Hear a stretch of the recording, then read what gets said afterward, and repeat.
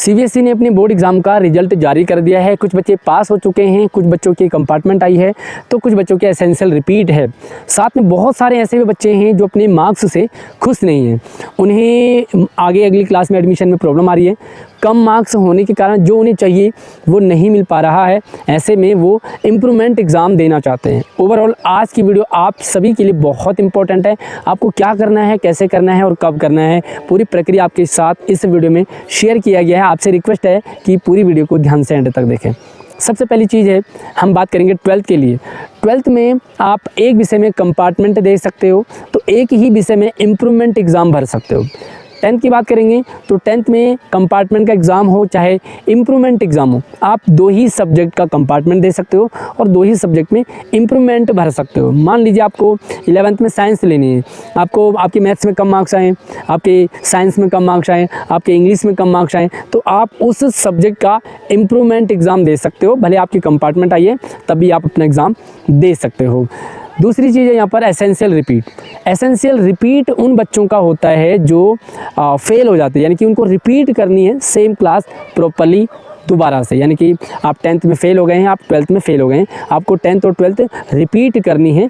ना आप compartment exam दे पाओगे, ना ही आप इम्प्रूवमेंट भर पाओगे। तो एसेंशियल रिपीट वालों की जो स्थिति है वो क्लियर है। तो आपको कंपार्टमेंट नहीं देना, आपको रिपीट करना होगा। आप चाहें तो NIVS से कर सकते हैं, चाहे पत्राचार से कर सकते हैं, लेकिन आप इस साल आपका ये वाला साल तो आपका बेकार हो गया है।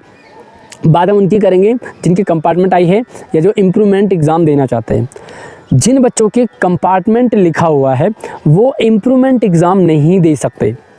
दोबारा से सुन लीजिए, चाहे 10th हो चाहे 12th हो, जिन बच्चों के मार्कशीट में कंपार्टमेंट लिखा हुआ है वो इम्प्रूवमेंट नहीं भर सकते। दोनों अलग चीज़ें। कंपार्टमेंट का मतलब है कि आपके उस सब्जेक्ट में मार्क्स इतने कम है कि आप पास नहीं हो पाए। ऐसे में आप उसी सब्जेक्ट का कंपार्टमेंट दे सकते हो, जिसमें एग्ज़ाम दे सकते हो जिसमें आपकी कंपार्टमेंट आई है। मान लीजिए आपके मैथ में 33 नंबर नहीं आए, आपके 30 ही नंबर आए, और आपके साइंस में आपके 35 नंबर आए हैं। तो आप साइंस में तो पास हो गए, लेकिन मैथ में 30 नंबर आने के कारण आपकी कंपार्टमेंट आई है, तो आप मैथ का कंपार्टमेंट एग्ज़ाम तो दे सकते हो, लेकिन आप साइंस में इम्प्रूवमेंट नहीं भर सकते। तो ये आपको क्लियर होना पड़ेगा। 10th और 12th की बात है।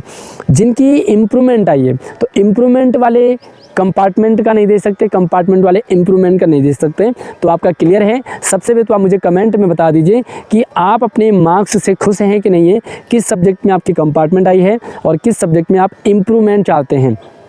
दूसरी बात है, प्रक्रिया क्या है। तो प्रत्येक सब्जेक्ट के लिए 300 रुपये, आपके 300 रुपये का चार्ज होगा, चाहे 10th हो चाहे 12th हो, आपके 300 रुपये। मान लीजिए आपके एक सब्जेक्ट में कंपार्टमेंट आई है तो आप 300 रुपये देंगे, आपके 2 में आई है तो आप 600 रुपये देंगे। सेम आपके इम्प्रूवमेंट में भी है।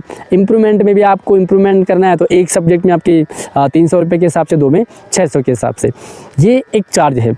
अब आपको करना क्या है, तो 28 तारीख से लेकर 28 मई से और 31 मई तक आपको अपने स्कूल में संपर्क करना है, अपने एग्ज़ामिनेशन डिपार्टमेंट में संपर्क करना है और उन्हें ये बताना है कि मैं इम्प्रूवमेंट एग्ज़ाम देना चाहता या चाहती हूँ, मैं कंपार्टमेंट का इस सब्जेक्ट का एग्ज़ाम देना चाहती हूँ। जो भी प्रक्रिया है वो आगे फॉलो करेंगे आपके लिए, फ़ीस सबमिट करेंगे, आगे आपकी डिटेल आगे जाएगी किस सब्जेक्ट में आप इम्प्रूवमेंट चाह रहे हैं। ये ध्यान रखना कि जब भी आप इम्प्रूवमेंट एग्ज़ाम देना चाहते हो तो आप ये सोच के ही दें कि आपके उस सब्जेक्ट में नेक्स्ट टाइम अच्छे मार्क्स ही आएंगे। तो ये एक प्रक्रिया है। आप इस प्रक्रिया के तहत अपना इम्प्रूवमेंट कर सकते हैं, अपने कंपार्टमेंट का एग्ज़ाम दे सकते हैं। बाकी कुछ और कन्फ्यूज़न हो, डिटेल कन्फ्यूज़न हो, आपको जानना हो, डाउट हो, तो मुझे कमेंट कर सकते हैं। मुझसे व्हाट्सअप इंस्टाग्राम से भी आप संपर्क कर सकते हैं। WhatsApp number, Instagram ID video के डिस्क्रिप्शन में डाला हुआ है। अगली वीडियो में नई अपडेट के साथ मिलते हैं, तब तक चैनल को सब्सक्राइब कीजिएगा। धन्यवाद।